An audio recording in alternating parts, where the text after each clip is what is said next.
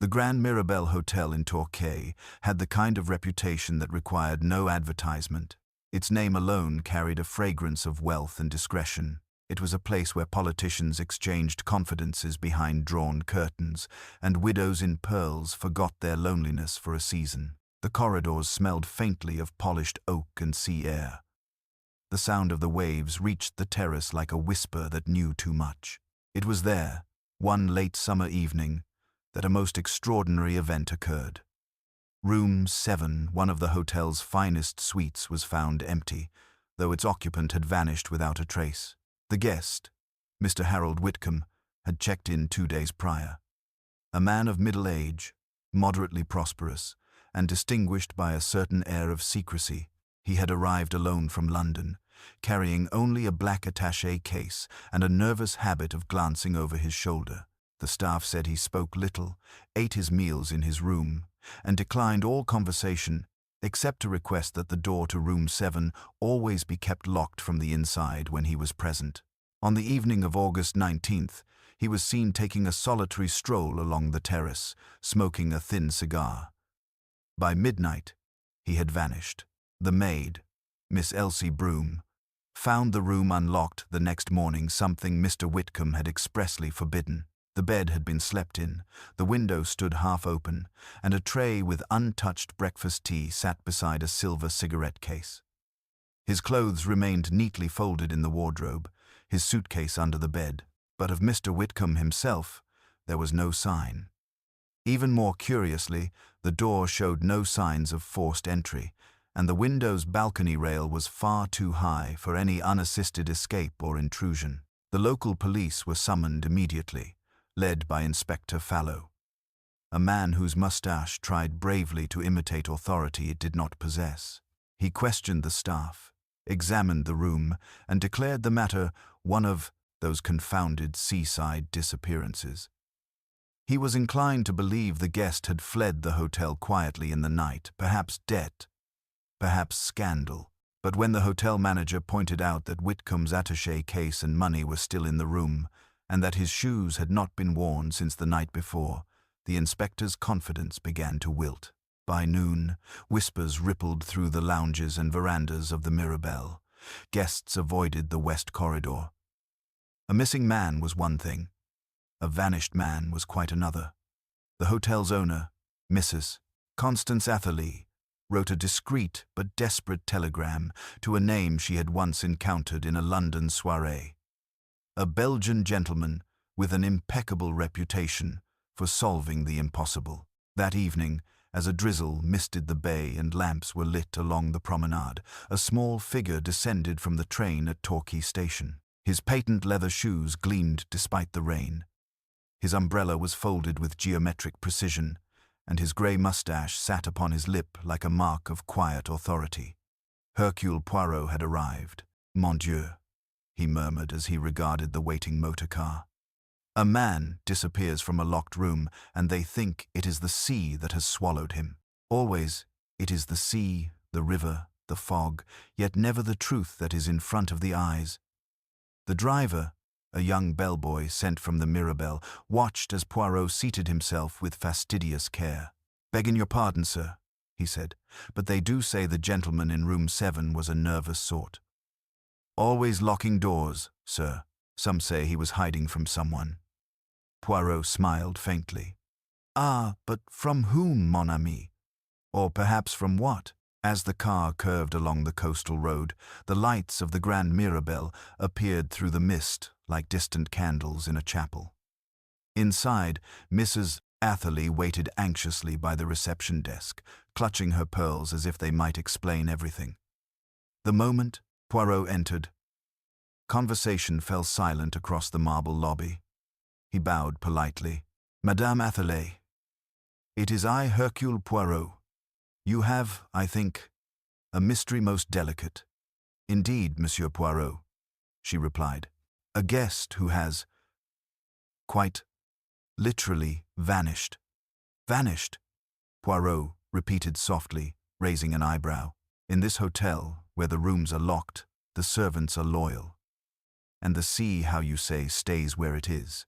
"Ah, Madame, Already I feel the stirrings of the little grey cells. He turned toward the staircase, his eyes glancing once at the glistening banister and the faint scent of salt in the air. Somewhere above, beyond that corridor lined with oil portraits, was room 7, the silent chamber that now waited for him. As Poirot began his ascent, he whispered, half to himself, "Every locked door hides not one truth but many." The corridor to room 7 was hushed as a chapel when Poirot reached it. The thick carpet muted every footstep, and the polished door plates gleamed under the gaslight.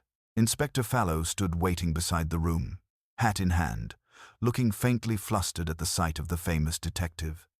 His handshake was damp, his manner deferential. "Inspector Fallow, at your service, sir." "I'm afraid this one's got the staff spooked. Man disappears overnight. No struggle. No sign of entry or exit. It's unaccountable." Poirot's eyes lingered on the brass numbers on the door before him. "Unaccountable? Ah, no, mon ami. Only, as yet unaccounted for." He nodded once. "May I?" Fallow gestured awkwardly. "Of course. We've not touched much since this morning." Poirot stepped inside, his small frame precise and deliberate, as though his every movement were part of some invisible geometry. The room smelled faintly of salt air and lavender polish. The curtains fluttered lightly from the open window, and beyond them, the faint gleam of the bay stretched into the dusk.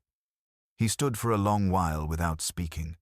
His eyes moved from the rumpled bed to the neat stack of folded clothes, to the silver tray on which the tea had cooled untouched, then to the black attaché case, locked and resting like a faithful sentinel beneath the desk. "You see, sir," said Fallow, eager to be useful, "nothing disturbed. Except the man himself." Poirot crouched suddenly beside the wardrobe, peering at the skirting board. A faint line of dust caught his attention. He murmured. "The chambermaid, Miss Broom. Yes? She cleans thoroughly? As far as I know. Yes. Very particular girl." Poirot touched the floor delicately with one fingertip, then rose again. "Ah, then why is there dust behind the wardrobe, and yet the shoes have been moved since last night? Someone bent here, but not to clean. None. To conceal." Fallow frowned, joining him. "Conceal what?" "Patience, mon ami. Let us allow the truth to come to us. It is a polite visitor, if one does not rush." He crossed to the writing desk, studying the small ink blotter, the unaddressed notepaper, and a single fountain pen left uncapped. "Our missing gentleman was interrupted," Poirot said softly.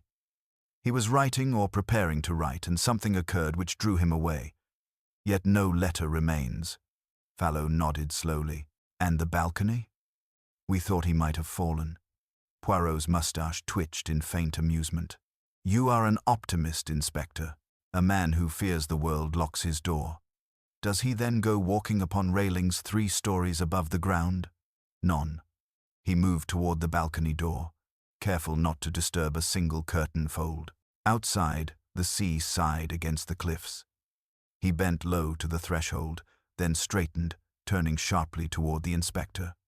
"Tell me, there are other rooms that open upon this balcony?" "Just room 8, sir, next door. But it's unoccupied. The guest left 2 days ago." "Unoccupied," Poirot repeated thoughtfully. "How curious that emptiness so often conceals the fullest secrets." At that moment, Mrs. Atherley appeared in the doorway, her composure thin as porcelain. "Monsieur Poirot, the staff are waiting below if you wish to question them, though I must beg you to be discreet, the guests are already whispering." "But of course," Poirot said with a courteous bow. "Discretion, madame, is the soul of investigation." As she withdrew, Poirot turned back to the inspector. "You will permit me a small experiment, yes? Have the maid, Miss Broom, fetched here at once."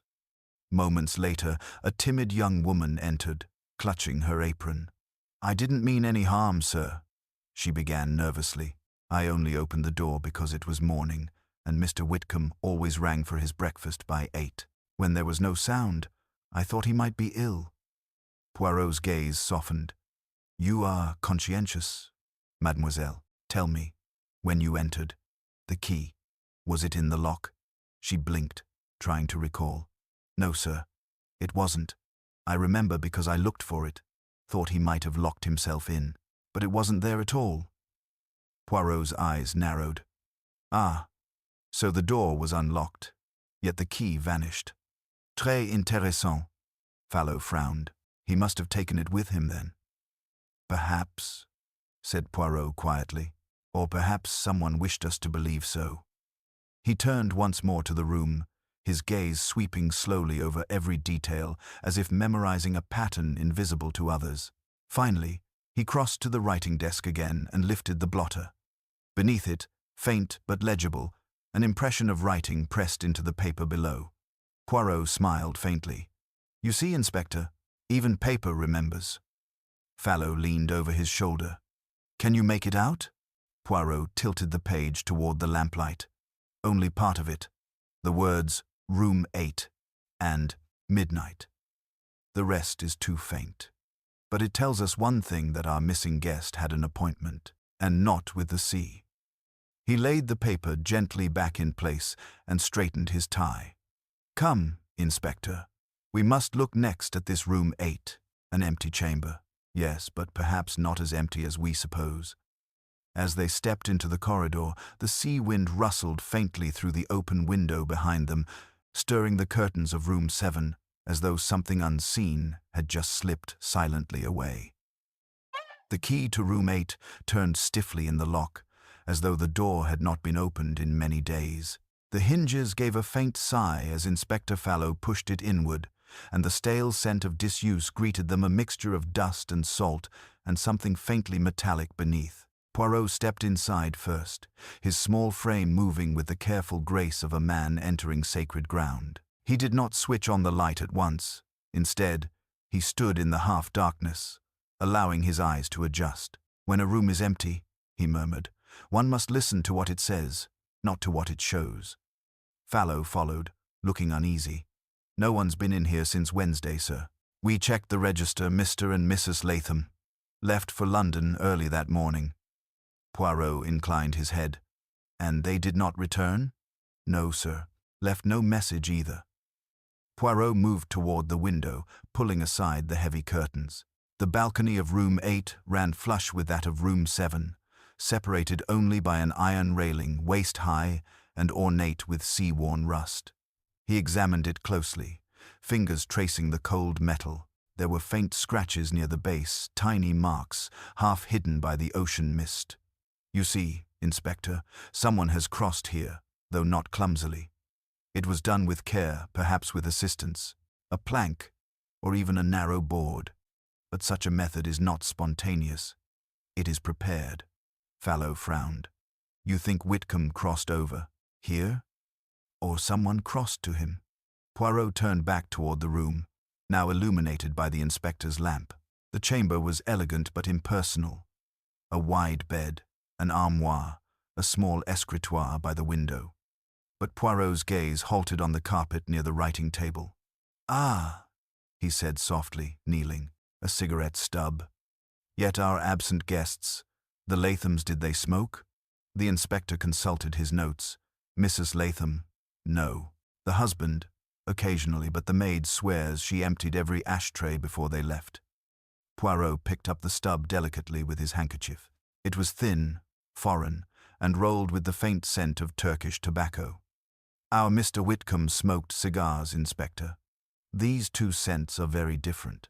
Someone was here after the Lathams, before the disappearance. A quiet sound interrupted them, a shuffle beyond the door. Poirot's head turned sharply. The inspector opened it, revealing the night porter, a pale, angular man with watery eyes. Beg pardon, sir, he stammered. But Mrs. Atherley asked me to see if you'd be wanting any supper. Poirot's eyes narrowed. Tell me, mon ami, were you on duty the night Mr. Whitcomb vanished? The man hesitated. Yes, sir. Midnight till 6. I saw no one unusual. No one, Poirot asked gently. And yet, you pass the west corridor often, yes? You checked the terrace doors? I do, sir. Though, well, there was something odd, now that you mention it. Around midnight, I heard a knock from somewhere along the upper corridor. I thought it might be wind at first, but then it came again 3 times, soft, like a signal. A signal, Poirot repeated. And you did not investigate? The porter looked flustered. I was about to, sir, but then I heard someone coming down the stairs. A woman, I think. Dressed, light-colored, moving quickly. She turned the corner before I could see her face. Poirot's gaze deepened. And she came from this corridor? I believe so, sir. The detective smiled faintly, as though a faint light had glimmered through fog. Merci, monsieur. You have been most helpful. Tell Mrs. Atherley we shall not require supper, but we may require her patience. When the man had gone, Poirot paced the small space between the bed and desk, hands behind his back, a woman in pale dress, a message at midnight, a vanished man, and a foreign cigarette. Already we have 4 notes, Inspector, but the melody, she has not yet begun. Fallow leaned against the mantel. You think the woman lured him out?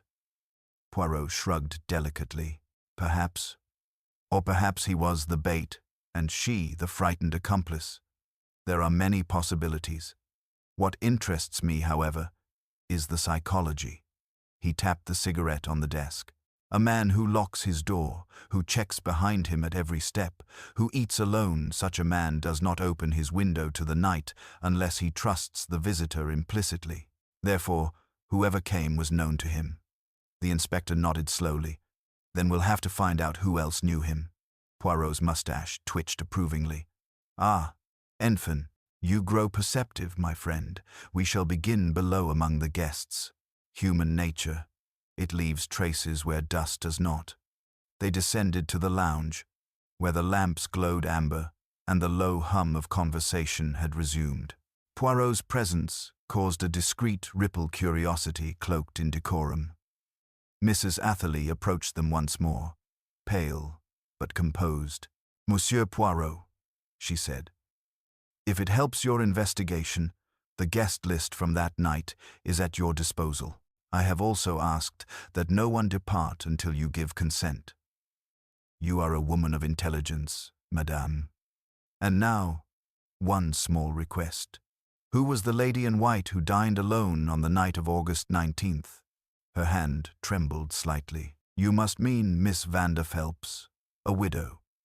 She left yesterday morning, though she seemed quite upset before her departure. Insisted she'd lost something valuable, but would not say what. Poirot exchanged a look with the inspector. Then, madame, we must have her address, for I fear the lady has lost more than she knows. And as the sea wind rattled faintly against the great glass doors of the Mirabelle, Poirot stood still, eyes half closed, the faintest smile upon his lips, as though the little grey cells had begun, at last, to whisper their answer. The following morning broke grey and wet, the sea hidden beneath a veil of mist that pressed close to the hotel windows. Poirot rose early, his precision undisturbed by the sombre weather.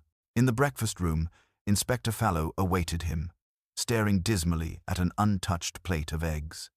We sent the telegram at dawn, Fallow said as Poirot approached, to the address Mrs. Atherley provided, Miss van der Phelps, Bayswater, London. But the station master tells me no train left Torquay that morning with her aboard. If she departed, she did it by motor car, and none of the local drivers recall her. Poirot seated himself opposite and stirred his tea thoughtfully. Curious, is it not, that she is missing just as completely as our Mr. Whitcomb? 2 vanishing guests, perhaps not by coincidence. He placed his napkin carefully in his lap. And yet, my dear Inspector, it is not the disappearance that interests me most. It is the pattern of behavior before it. He leaned closer. Last night, I examined the register. You observed, of course, that Miss Phelps arrived the same day as Mr. Whitcomb. Yes, sir, said Fallow, frowning. 2 guests, different rooms. No connection recorded. Poirot smiled gently. No connection recorded by the pen, perhaps, but what of the eyes? People conceal what they know, but their glances, they betray the truth. Tell me, did the staff say whether they ever spoke? The waiter remembered serving them both at separate tables, but he thought he saw them exchange a look just once. Ah, said Poirot softly, a look is everything. Love, fear, guilt. They each have their signature in the eyes. He took a sip of tea, then stood abruptly. Come, we shall speak again with Mademoiselle Broom. I have a question for her. They found the maid polishing silver in the service corridor, startled at their approach.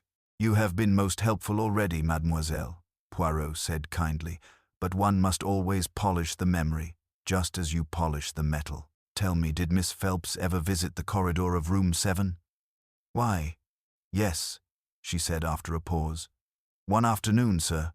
I remember because she asked where the west rooms were, said she was looking for her cousin, though she didn't give a name. Poirot nodded slowly. And you believed her? Not exactly, sir. She seemed nervous.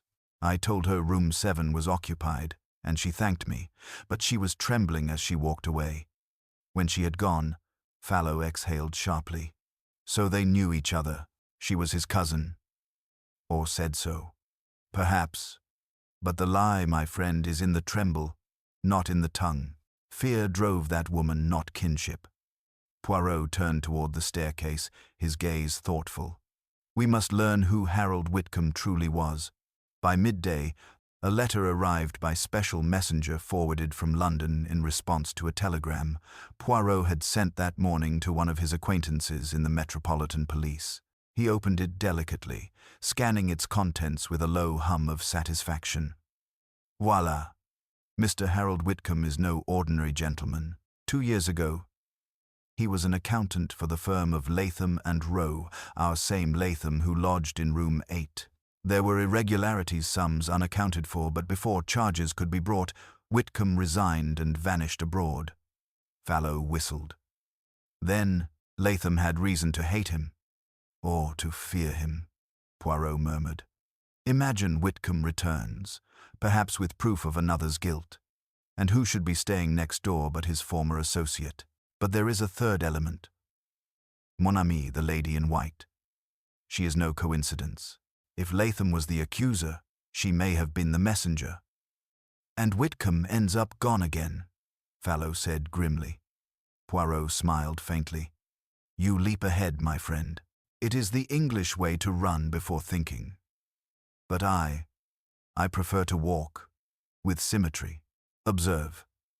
The cigarette in room 8, the missing key, the note mentioning room 8, midnight. All parts of a single equation. And yet there remains the matter of the attaché case. Still locked, Fallow said. We can open it if you wish. Patience, Poirot said softly. Sometimes it is better to let the object speak in its own time. He turned toward the window, where the mist was lifting to reveal a silver-gray horizon. Tonight, we shall stage an experiment. I would like the lights in both room 7 and room 8 to remain as they were that night. We shall recreate the scene as precisely as possible. To what end? Asked Fallow. Poirot's eyes glinted. To invite the memory of guilt to return. Inspector, those who believe themselves unseen often repeat their folly. He adjusted his cuffs and gave a small nod of finality. By tomorrow morning, if I am not mistaken, the vanished guest of room 7 shall be with us again, whether in body or in truth. Evening drew over the Grand Mirabelle like a velvet curtain, heavy and deliberate, swallowing the edges of the sea into a dark expanse. Poirot stood in room 7, every lamp arranged as it had been on the night of the disappearance. The curtains billowed faintly in the cool air that came from the balcony, where the sea whispered in the distance. Inspector Fallow leaned against the doorframe, notebook in hand, watching as Poirot adjusted the angle of the writing desk by exactly an inch. Must it be so precise, sir? He asked wearily. Poirot smiled faintly. Precision, mon ami, is the soul of truth. Disorder conceals, order reveals. He straightened the blotter, then turned toward the balcony where the railing separated the two adjoining spaces. Now we have room 7 as it was, and next door, room 8 empty again, as before. Tell me, Inspector, have you arranged for the watch as I requested?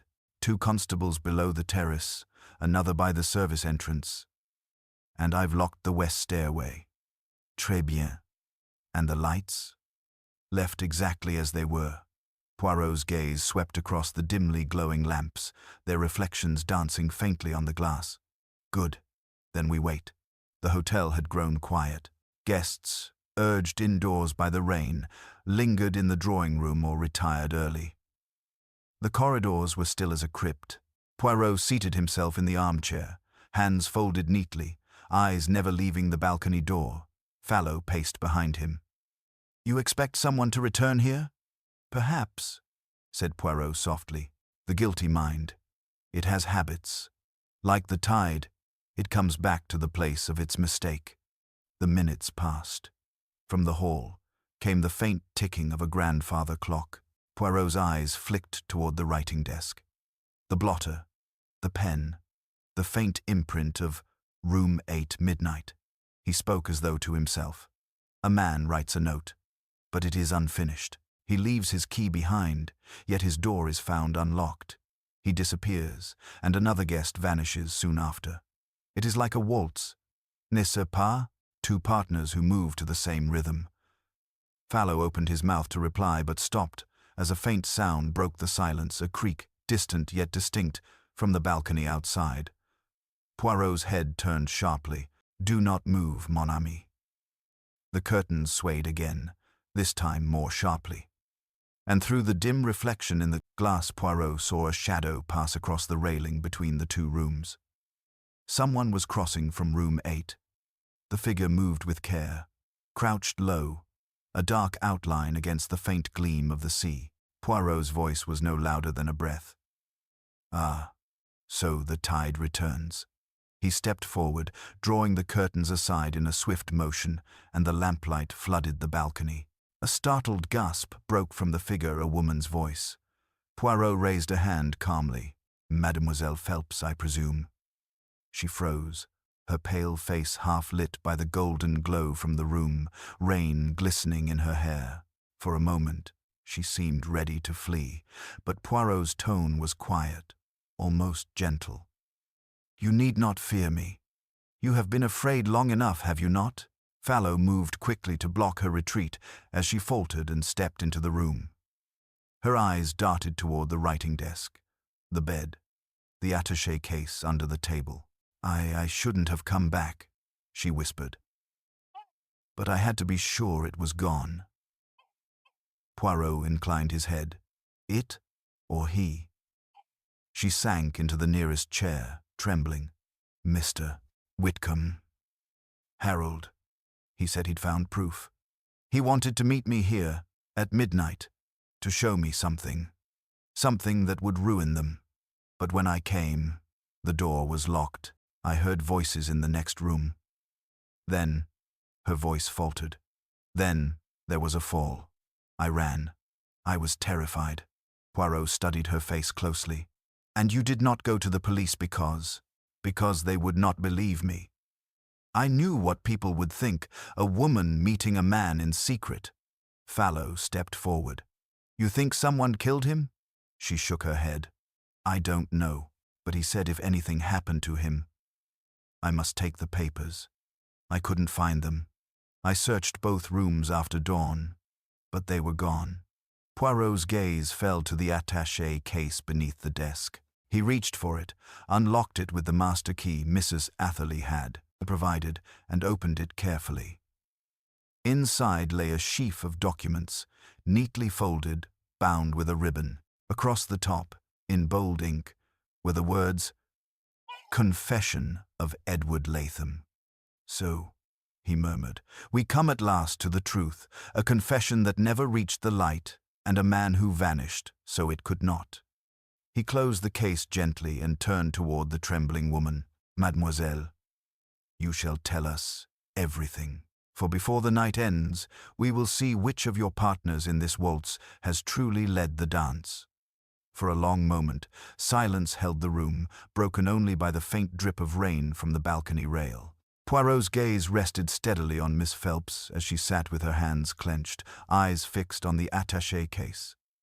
"A confession," he said softly. "So it was not blackmail then, but retribution." She looked up sharply. "No, you don't understand.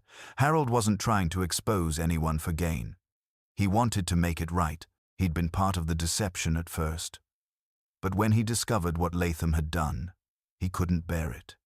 The firm had been defrauding widows, investing their money in false accounts. Latham was the mastermind, and Harold had helped forge the ledgers. He said he would confess everything, name Latham, and clear his conscience." Poirot nodded slowly, his expression grave, and yet he never reached that noble conclusion, because someone reached it for him. Fallow, standing by the window, frowned deeply. If Latham's the culprit, why would he leave the confession behind? "Because," Poirot murmured. "Perhaps he believed it destroyed. Or perhaps he thought it safer, where no one would dare look in the very room from which the man had vanished. You see, Inspector, the criminal mind often mistakes concealment for cleverness." He turned again to Miss Phelps. "You said you heard voices that night. Were they raised? Angry?" "One voice only," she whispered. "A man's, not Harold's. Deep, calm, deliberate. He said something about loose ends. Then there was a sound like a chair overturned and a thud. After that, nothing." Poirot's brows lifted slightly. "And yet you did not scream?" "No. I wanted to, but I was frozen. I fled down the stairway and out through the kitchen yard. I didn't stop running until I reached the shore." Her voice trembled. "I've lived in terror ever since. When I saw the newspaper this morning saying you were here, I came back. I had to know if the papers were still here." Poirot regarded her kindly. "Courage, mademoiselle, is not the absence of fear, but the act of facing it. You have done well. Now, we must see if we can bring the ghost of room 7 back into the light." He glanced toward the inspector. "Where is Mr. Latham now?" "He's still in London, as far as we know," said Fallow. "We telegraphed his office yesterday morning." Poirot shook his head. None. I think not. A man who kills to protect himself does not sleep peacefully in London while the waves whisper his guilt in Torquay. He is near, very near." He paused, listening, as though the walls themselves might answer. "Fetch Mrs. Atherley, if you please. I wish to know if anyone has used the west entrance tonight." Fallow departed briskly, leaving Poirot alone with the trembling woman. Poirot bent to the attaché case, examining its contents with meticulous care. The documents within were indeed a confession, signed and dated, yet several pages were missing, torn neatly from the binding. He smiled faintly. "Ah, our murderer is tidy, even in guilt.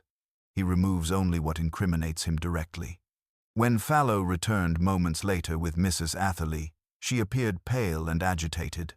"Monsieur Poirot," she began, "the night porter has gone. His post by the terrace door is empty." Poirot's eyes sharpened. "Gone, you say? When?" 10 minutes ago, perhaps less. No one saw him leave." Poirot rose instantly. "Then, Inspector, we must hurry. Our Mr. Latham does not sign hotel registers in his own name, but he is here nonetheless. The night porter, yes. The quiet man with the hollow cheeks. A disguise most effective, none. For who looks closely at a servant's face?" Fallow's eyes widened. "You think he's—" "I think," said Poirot crisply, "that we have been speaking with our murderer for 2 days and thanking him for his service." He crossed swiftly to the door, Miss Phelps rising in alarm. "Stay here, mademoiselle. Lock the door behind us. You will be safe now." They moved down the corridor in haste, Poirot's small steps brisk and determined. The west entrance stood ajar, the faint sea wind pushing at it. Beyond lay the terrace, wet with rain, the lights of the bay flickering faintly below. Poirot bent low, examining the ground with quick precision. Footprints led from the doorway across the slick stone toward the cliffs beyond the garden wall. "You see?" he whispered. "He runs not to escape the police, but to escape the thought of me. Alas, it is too late." Without waiting for reply, Poirot moved along the path, the inspector close behind. From somewhere below came the echo of footsteps, a stumble, a cry swallowed by the wind. Poirot's hand gripped the railing. "Hurry, Fallow. The tide is not kind to those who lie." They reached the edge, just as a dark figure slipped upon the wet rocks. Poirot called out once, sharply, "Monsieur Latham, it is finished. The truth. She is above you now." But there was no answer, only the hiss of waves breaking against stone. And then silence once more. Rain lashed against the cliffs through the night, and by dawn the sea had turned a cold, pewter gray. The body was found wedged between two rocks at the base of the western bluff, where the tide had carried it back as though the sea itself sought confession. Poirot stood on the slick stones, his hat pulled low against the wind, the inspector beside him. The corpse lay face down, the soaked uniform of the Grand Mirabelle's night porter clinging to its form, but the false beard had come loose, and the sea had stripped away the disguise. "Edward Latham," Poirot said quietly, his voice almost drowned by the roar of the surf. "The waves are efficient, they wash away lies as well as life." Fallow crouched beside the body, examining the twisted limbs and the jagged wound at the temple. "Looks like he struck the rocks on the way down, maybe slipped trying to flee." Poirot's mustache twitched, not in amusement but in quiet disapproval. "No, mon ami, this was no accident. The guilt, it was heavier than the body. He did not flee from us but from himself.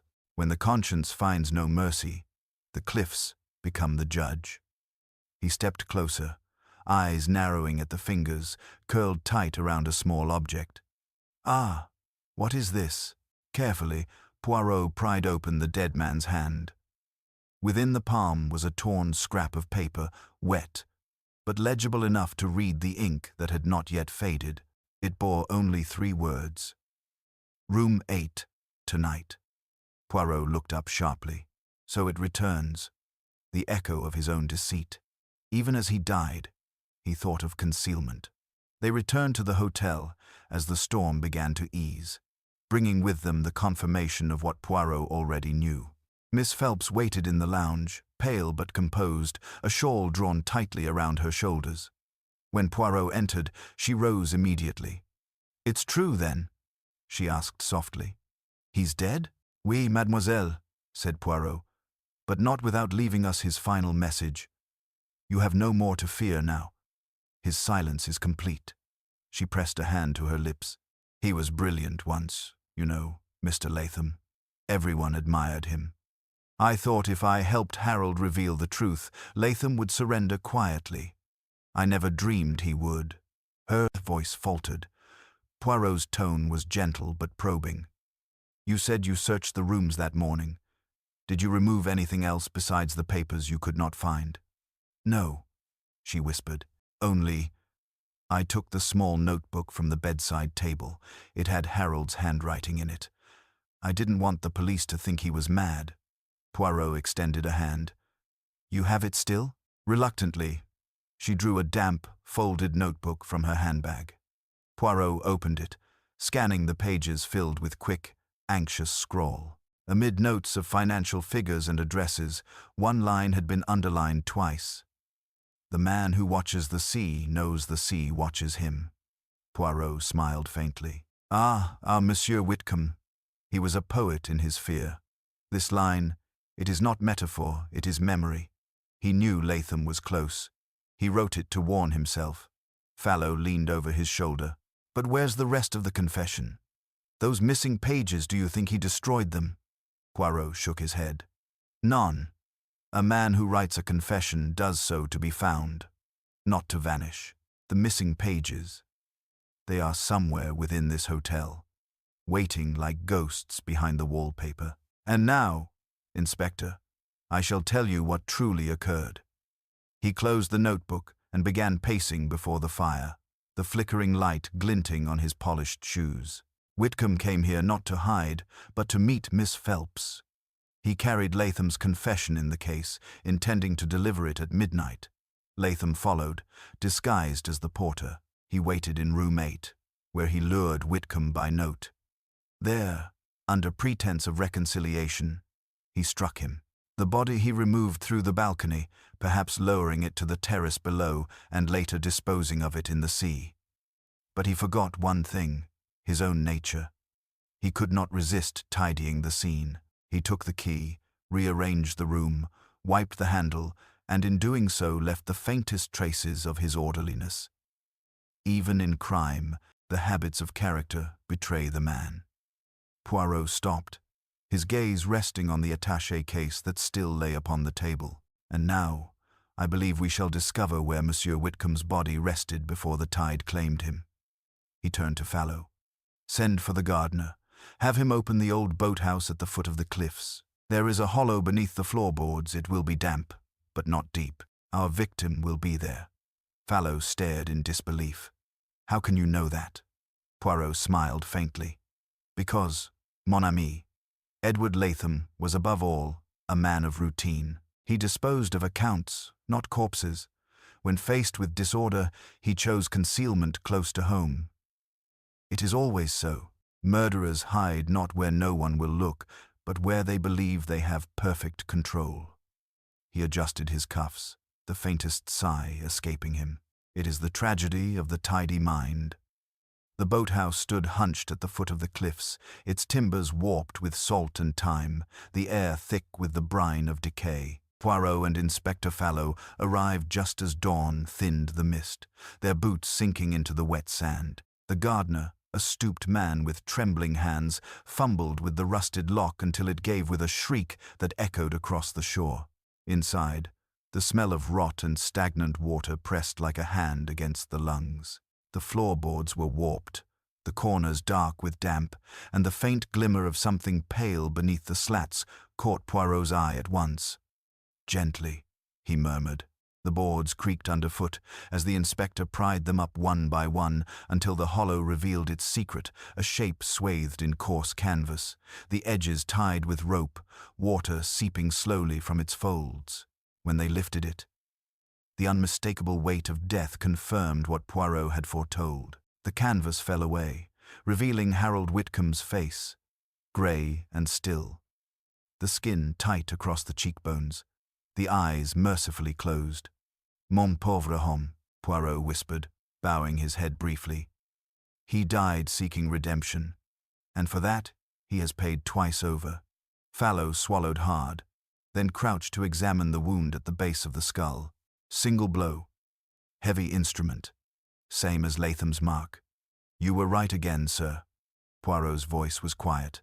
Ah, but it is not satisfaction we must feel, only sorrow.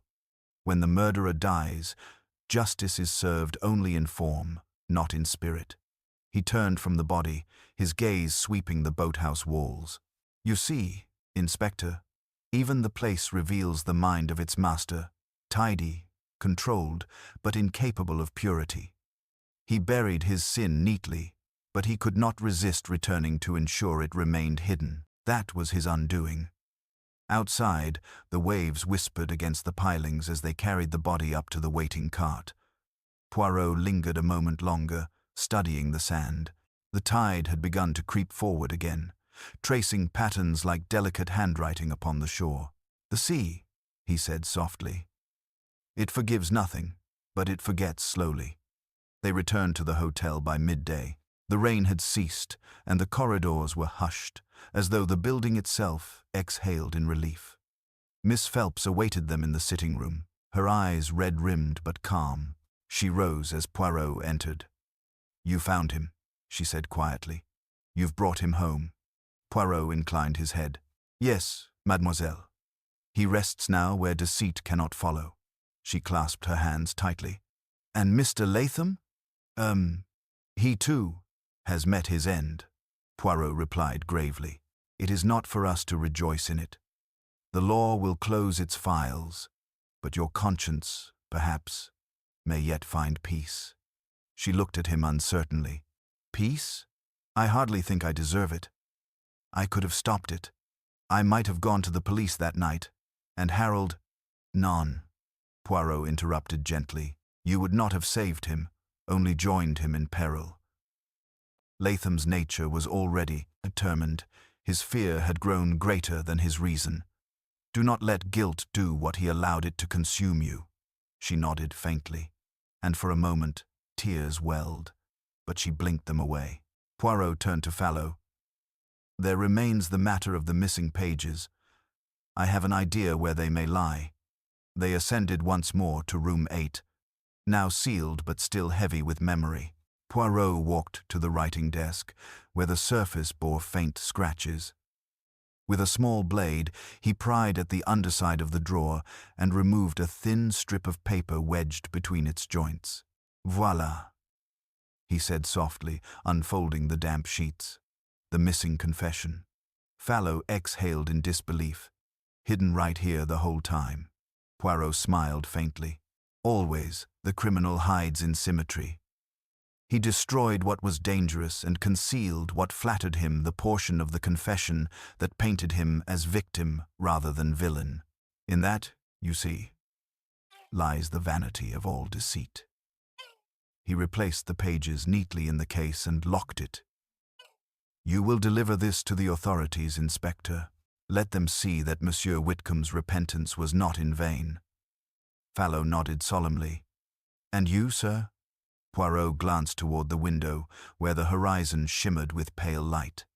I shall take the noon train to London. There are few things to keep me here, only the sound of the waves, reminding one that even the cleverest mind is but a frail vessel upon a vast sea. Miss Phelps rose as he prepared to leave. Monsieur Poirot, she said softly. How did you know where to find him? He smiled, eyes kind yet distant. Because, mademoiselle, the murderer always returns to his first deceit, and the righteous, they never truly leave it behind. The tide carries all secrets to shore eventually. One need only wait and observe. With that, he took his hat, his gloves, and walked slowly down the grand staircase, each step precise, each gesture composed. And as he passed through the silent lobby, the faint scent of salt drifted in once more through the open doors, carrying with it the ghost of the sea and the memory of the vanished guest of room 7. The noon train steamed through the countryside, its rhythmic pulse carrying Poirot toward London, yet his thoughts remained with the grey sea and the echo of waves beneath the cliffs. He sat alone in his compartment, the small attaché case resting beside him like an old companion. Though the affair was concluded in the eyes of the law, Poirot felt the faint disquiet that follows when a case closes too neatly. Always, he murmured to himself, there is the detail so small, so insolent, that refuses to sit in order. He opened the case, removed the recovered confession, and examined the damp pages once more. Latham's handwriting ran sharp and precise until the final paragraph, where the letters wavered as though written in haste or fear. Poirot read aloud in a whisper. And should anything happen, it will be the woman who holds the final truth. The woman. His eyes narrowed. Ah, mais oui. The woman. At that moment, the train shuddered gently as it slowed before an intermediate stop. Poirot looked out and saw, on the opposite platform, a familiar silhouette beneath a dark veil, Miss Phelps. She was speaking hurriedly to a porter, a small trunk beside her, her movements agitated. Poirot rose instantly, stepped down from his carriage, and approached her with quiet precision. Mademoiselle, he said pleasantly. How unexpected. I thought you were to remain in Torquay. She started, visibly shaken, before composing herself. Monsieur Poirot, yes, I meant to. But the police said there was nothing more for me there. I thought it best to return home. Indeed, he said softly. And yet you take the train not to London but to Plymouth. Her eyes flicked up, sharply, then away. I have relatives there. Poirot inclined his head, but his gaze did not release her. "Forgive me, mademoiselle, but perhaps you will indulge a final curiosity. In Mr. Whitcomb's confession, there is a line that puzzles me. He speaks of the woman who holds the final truth. Tell me, do you know what he meant by that?" She hesitated, her lips trembling. "He was frightened, Monsieur Poirot. He said strange things those last days." "Strange." Poirot's tone was calm but edged with gentleness. "Or truthful. You see, mademoiselle, a man about to confess his crimes has little time for poetry. He writes what must be said." Her hands gripped her purse tightly. "I don't know what you're implying." Poirot's eyes softened. "But I think you do. Harold Whitcomb was not entirely the penitent soul you described. He, too, profited once from the fraud. And when he returned to England, it was not only conscience that drove him, it was fear. Fear of exposure, yes, but also fear of you." Her face went white. "Of me?" "Oui," Poirot said quietly. "Because you, Mademoiselle Phelps, or should I say Mrs. Harold Whitcomb, had more to lose than reputation. You were not merely his confidant, you were his wife. Married in secret when the scandal first began, you helped him hide the evidence then.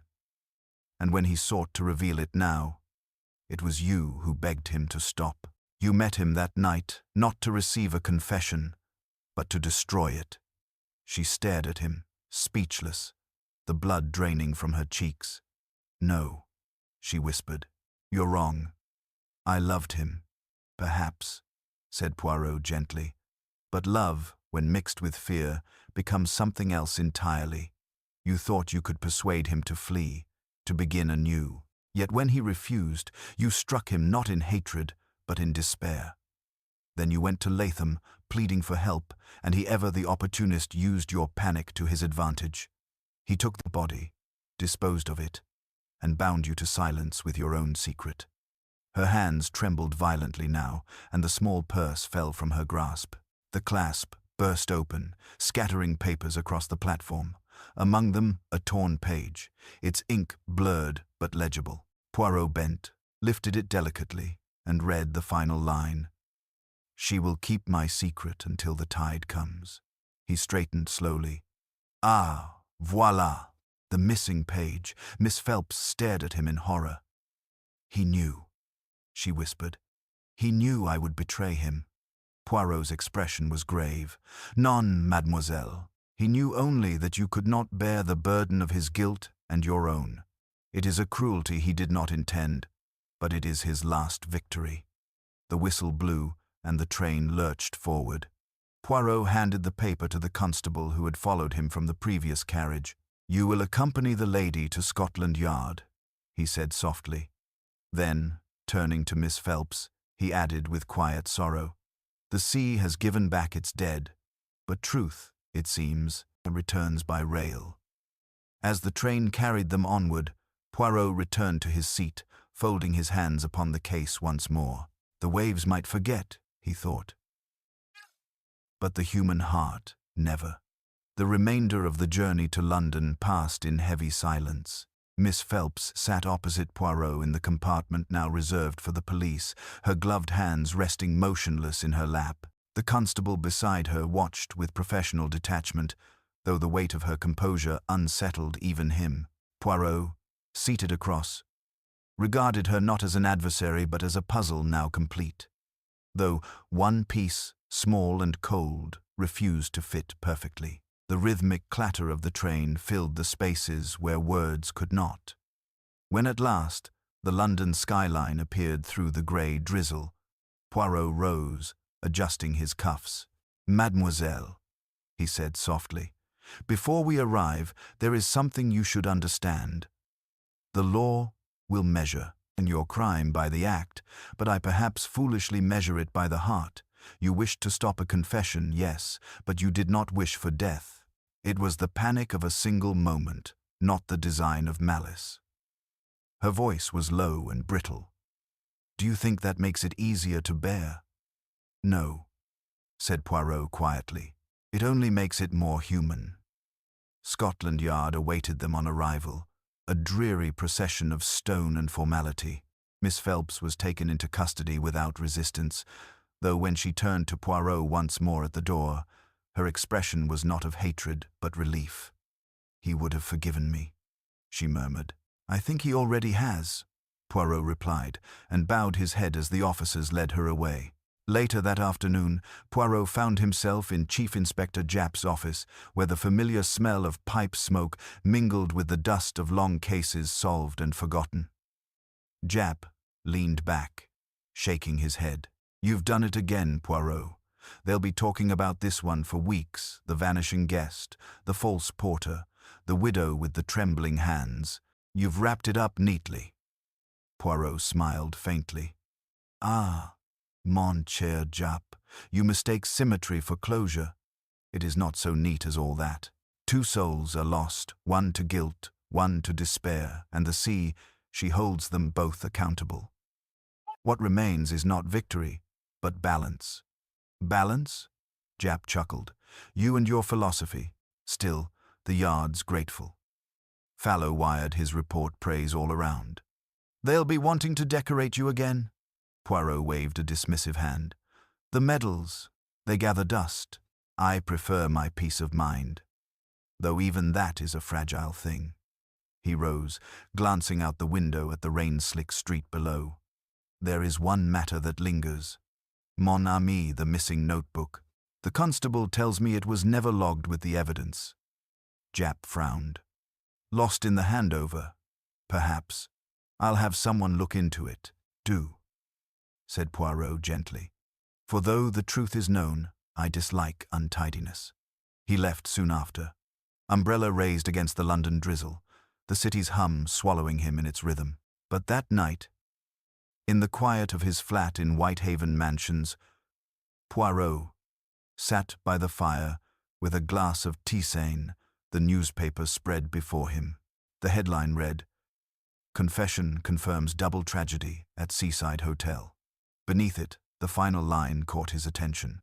"Private papers still missing, contents unknown." He folded the paper neatly, the corners aligned.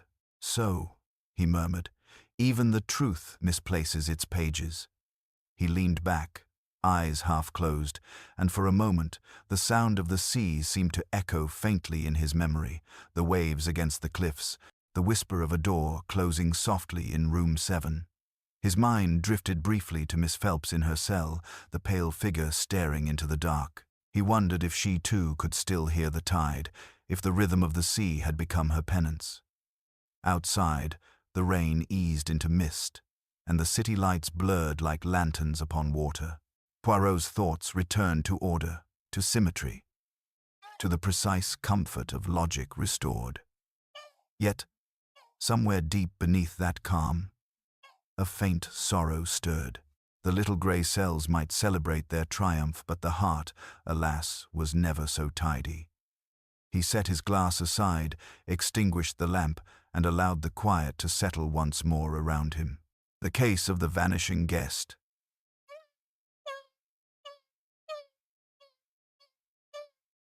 He murmured softly into the dark.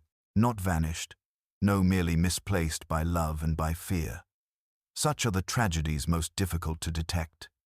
And as he closed his eyes, the last sound he heard was the echo of the sea that no distance could silence, whispering like memory itself, soft, endless, and unresolved. 2 weeks later, London had already moved on. The papers no longer printed columns about the vanishing guest of room 7, and the gossip in drawing rooms had turned to politics and theatre once more. Yet, in a small café off Fleet Street, Hercule Poirot sat quietly before a cup of coffee, his expression serene but reflective. Across from him, Chief Inspector Japp stirred his tea with the absent-minded satisfaction of a man who prefers practical justice to poetic endings. "Well, it's all done and dusted now," Japp said, leaning back. "She confessed, didn't she? Not the First Lady driven to foolishness by love. And Latham's death fitting, I'd say. C took one liar and washed him clean. That's as neat as it gets." Poirot smiled faintly.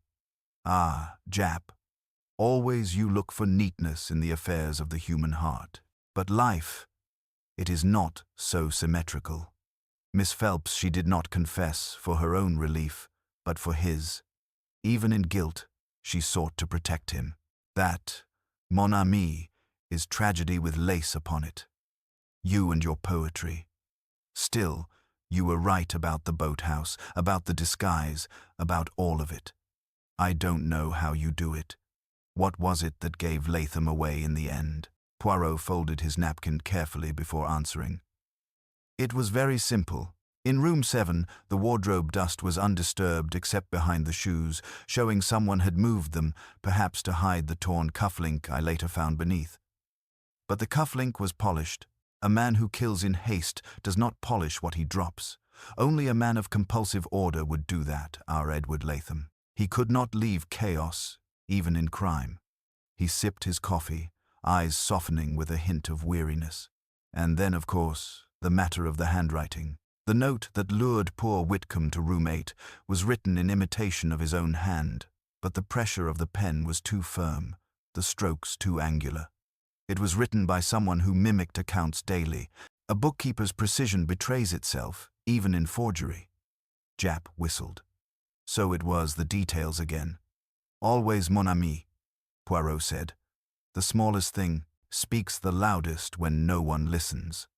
He leaned back, watching the fog drift past the window. Latham's crime was pride, Whitcomb's was cowardice, and the lady's love. Between them, they built a prison none could escape. Japp studied him for a moment. Still, justice was done. Poirot inclined his head, though his gaze seemed far away. Perhaps, but justice, she is like the sea, restless, never still. She takes one life to cleanse another, yet she leaves her mark upon every shore. He rose then, collecting his hat and cane, and for a moment, Japp thought he looked older, the weight of human folly pressing quietly upon those elegant shoulders. Off somewhere new? Japp asked. To the country, perhaps, Poirot said with a faint smile. There is a case in Sussex, a lady missing her pearls, much simpler than missing souls. As he stepped outside into the cold London air, the world bustled indifferently around him. Cabs rattled, vendors called, and the mist carried the faint echo of the sea, though it was miles away. Poirot paused at the curb, adjusting his gloves with characteristic precision. In his pocket lay the missing notebook recovered quietly from a constable's misfiled evidence bag, returned to him by chance only the day before. He had read it once more the previous evening. On the final page, in Whitcomb's hand, were words written not in fear, but in reflection. To confess is to vanish, not from the world, but from deceit. May the truth, when it comes, forgive us all. Poirot smiled faintly and closed his hand around the notebook. Ah, mon pauvre Whitcomb, he murmured, you have indeed vanished, but not without leaving a light behind. He turned toward the waiting cab, his footsteps steady upon the wet pavement, and as he departed into the fog, London swallowed him whole once more, its greatest detective walking alone beneath the rain, the case of the vanishing guest now sealed forever in the quiet order of his immaculate mind. The end.